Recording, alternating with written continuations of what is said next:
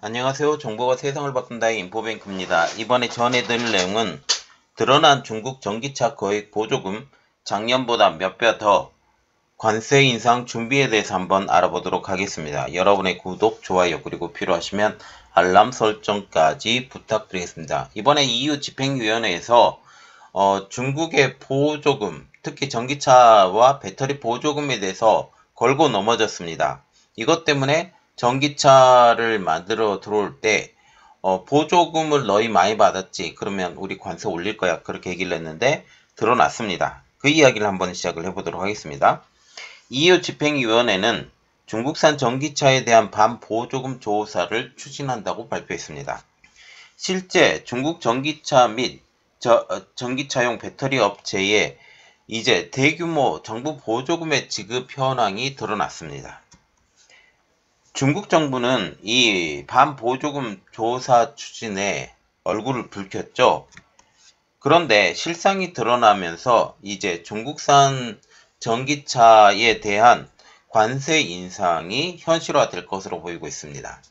지금 현재 지금 중국 전기차에 들어가는 보조금이 10% 정도, 그런데 지금 27.5% 정도까지 올라갈 것으로 지금 보이고 있고, 또한 이렇게 되면 중국에서 만들어진 차량이 상대적으로 한 20% 저렴했는데 이 격차가 줄어들 것으로 보이고 있어서 한국 업체, 특히 한국의 배터리 업체와 한국의 자동차 업체들이 환호할 수 있는 일이 벌어지게 되는 것이죠.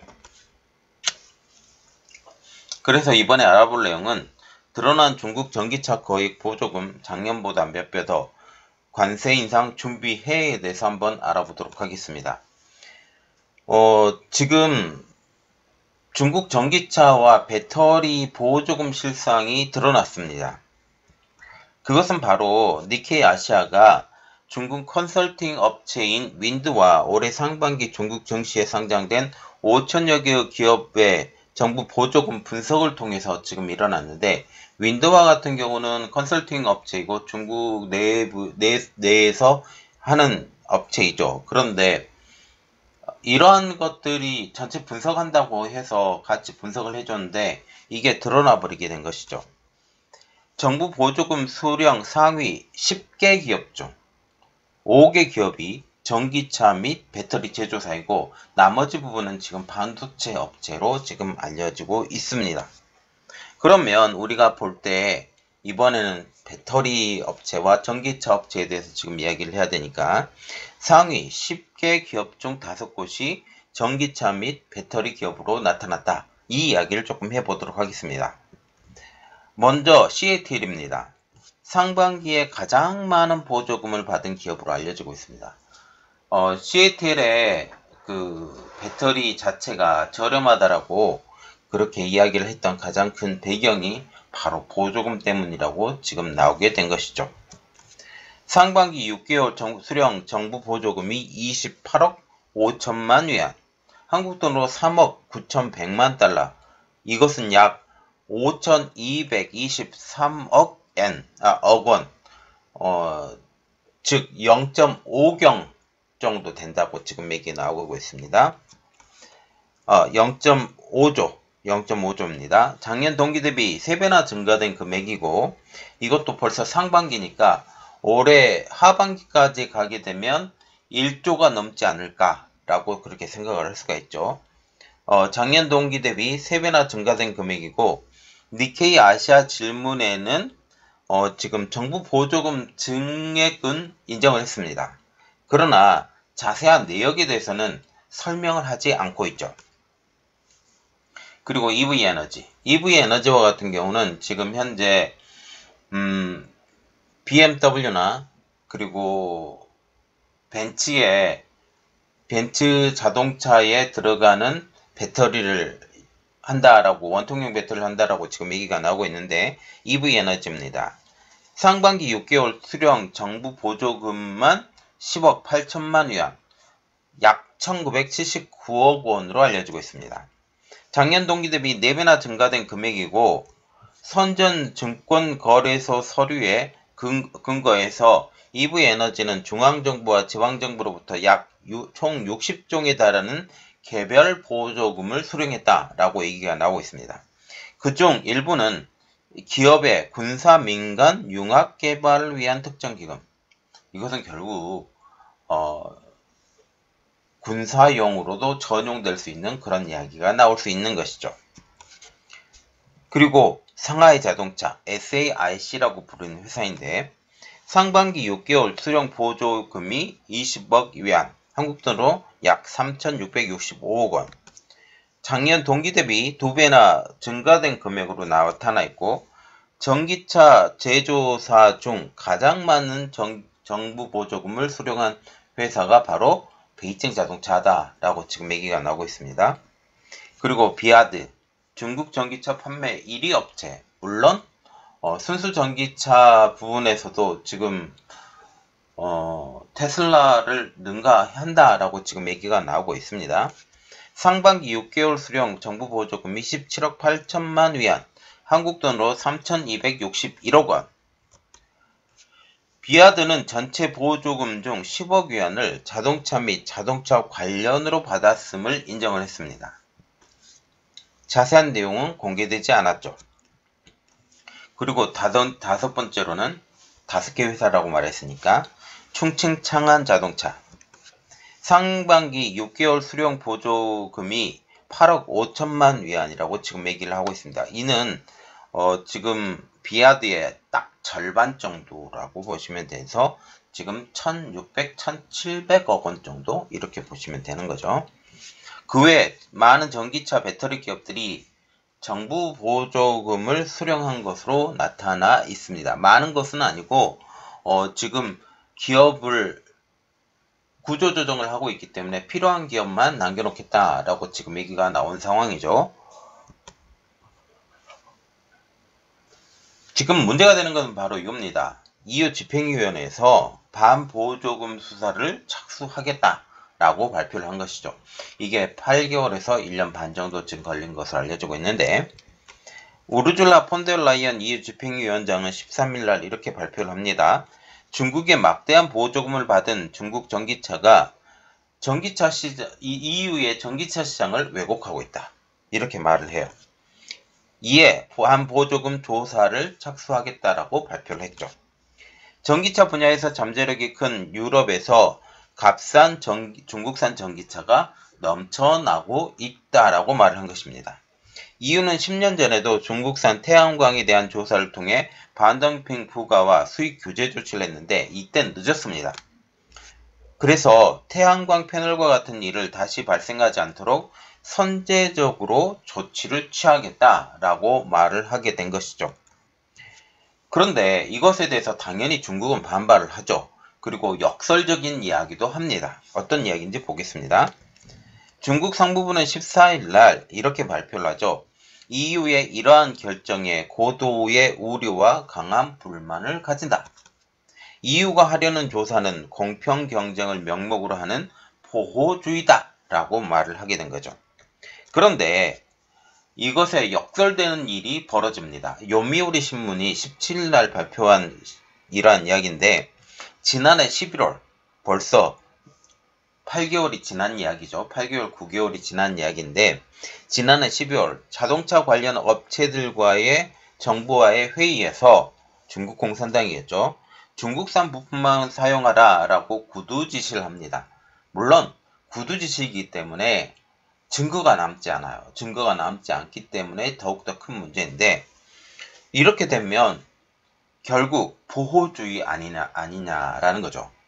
그들이 말하는 보호주의가 바로 그들 스스로 하고 있는데 이걸 보호주의라고 지금 얘기를 한다라는 사실이죠. 시기에 따라 목표율을 설정하고 이를 달성하지 못하면 제조사에 벌칙 등 불이익이 있을 것이라는 이야기가 나오고 있습니다. 독일의 보시가 가장 큰 피해를 입을 것으로 지금 보이고 있고 또 다른 독일 회사와 일본의 덴소도 지금 피해를 볼 것으로 가장 큰 피해를 볼 것으로 예측이 되고 있고 한국 기업들도 좀 피해를 볼 수가 있지만 아직까지는 큰 피해가 아닐 것이다 라고 지금 얘기가 나오고 있습니다. 자, 드러났습니다. 결국 아주 간단하게 드러났는데 물론 더 자세히 조사를 해야 되겠죠. 저 자세히 조사하게 되면 결국 중국 전기차에 대한 관세 인상은 거의 기정사실화 된 것 같습니다. 이런 소식만 나오더라도요. 일개의 언론 업체가, 언론 기업이 이렇게 발표를 했다면 유럽에서 조사한 것은 이것보다 더 자세한 조사가 나가게 될 것이고, 이렇게 되면 중국에서 이를 막아낼 수가 없다라는 거죠. 결국 지금 디리스킹을 거세게 하고 있고, 지금 유럽과 같은 경우는 지금 미국과 공동 보조를 맞추고 있고, 지금 중국에서 히토류를 들어오지 않더라도 할 수 있는 방안들을 계속적으로 마련을 하고 있습니다. 특히 인도를 중심으로 한 경제 회랑을 만들고 동유럽이 아니죠. 중앙아시아를 중심으로 한 여기에 천연자원들을 많이 유럽과 미국으로 가져오겠다라는 거대한 계획을 가지고 있습니다. 이러한 것들을 계속적으로 제가 이야기를 해드리고 있고, 또 이를 통해서 또 몽골도 지금 얘기가 나오고 있으면서 이를 통해서 이러한 새로운 경제 회랑들이 만들어지고, 이렇게 되면 중국을 완전히 압박하는 형국이 되고, 미국이 생각하는 러시아는 어떻게 될까라고 개인적으로 생각을 해봤는데, 지금 바이든 행정부 입장으로서는 전쟁의 장기화는 좋지 않습니다. 내년 대선 때문에 그런데, 미국 입장으로 보면 이것도 그렇게 나쁘지 않다라고 생각을 할 수 있는 거죠. 왜냐하면 유럽이 힘이 빠집니다. 유럽 자체가 전체적으로 이제 군수모품을 만들어야 되겠다라는 각성을 하게 되고요. 또 미국에서도 여기서 군수물품을 더 만들어야 된다라고 얘기를 하고 있고, 이러한 상황을 볼 수가 있고, 또 실질적으로 유럽에서도 군수물품 만들려고 노력을 하고 있습니다. 여기에 또 하나의 이야기가 있는데, 군수물품을 많이 팔 수도 있는 상황이고, 물론 한국이 가장 큰 수혜를 얻고 있고, 또 러시아에서도 힘이 빠집니다. 지금 현재 러시아의 GDP가 성장하고 있다라고 얘기가 나오고 있습니다. GDP가 성장하는 가장 큰 이유는 군수산업이 계속적으로 만들어지고, 만든 즉시 우크라이나 퍼붓고, 만든 즉시 우크라이나 퍼붓고, 이렇게 하고 반도체도 몰래 들어와서 이렇게 하고 있는데, 문제는 이거죠. 젊은이들이 사라지고 있다. 이 전쟁이 끝나고 난 이후에 러시아의 경제는 어떻게 될까? 우리가 생각을 할 수 있는 것은 바로 이겁니다. 킬링필드로 불렸던 캄보디아를 한번 생각을 해볼게요. 킬링필드 때 젊은이들이 완전히 갈아엎었거든요. 갈아엎으면서 캄보디아의 경제 상태가 30년, 20년 뒤쳐졌다고 얘기가 나오고 있습니다. 중간 세대가 없어진 거예요. 그런데 지금 현재 상황을 보면 바로 캄보디아와 상황과 비견이 될 수 있다는 거죠.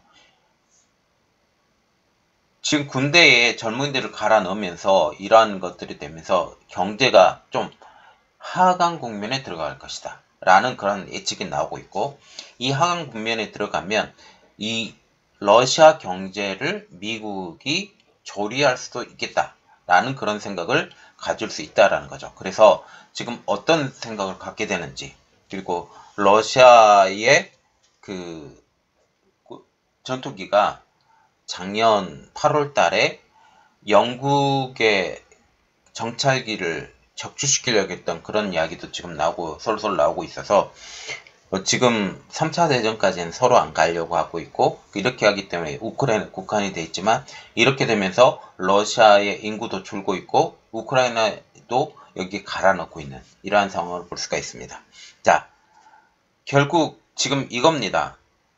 전체적인 그림은 1대1로를 죽인다. 1대1로 다 먹어버린다. 실제로 그렇게 될지는 일단 지켜봐야 되는데, 러시아의 힘은 약화된다. 그래서 두 축, 사회주의 두 축, 공산주의 두 축으로 불렸었던 러시아, 그리고 중국, 이 쪽에서 한쪽의 힘이 확 무너져 버리면 힘들어지겠죠. 그래서 중국은 러시아가 가지고 있었던 이러한 모든 배후 인프라나 그래서 중앙아시아나 이런 곳에서 일대를 통해서 하는데 여기 확 들어가는 미국의 자본들. 미국의 자본들은 지금 그 나라를 살리면서 간다라고 얘기를 하고 있는데 과거 서방 세력이 했었던 이러한 몰수, 무자비한 이득 찬탈 이렇게 하면 안 되겠죠. 자, 이번 내용은 여기까지 하겠습니다. 저희 내용이 여러분들에게 도움이 됐다고 생각을 하시면 구독, 좋아요 그리고 필요하시면 알람 설정까지 부탁드리겠습니다. 감사합니다.